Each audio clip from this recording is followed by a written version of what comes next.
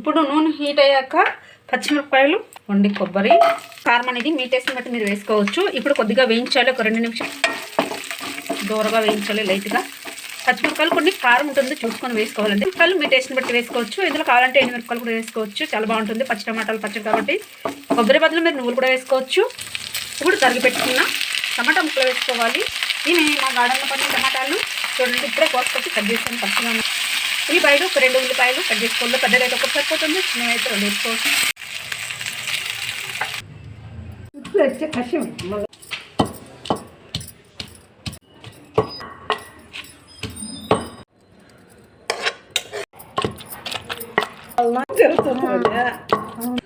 గట్టి ఇంకా నెయ్యి పచ్చడి అండి, చాలా సూపర్గా, చాలా టేస్ట్గా ఉంటుంది. నేనైతే తిని చూస్తున్నాను, చూడండి, సూపర్ సూపర్.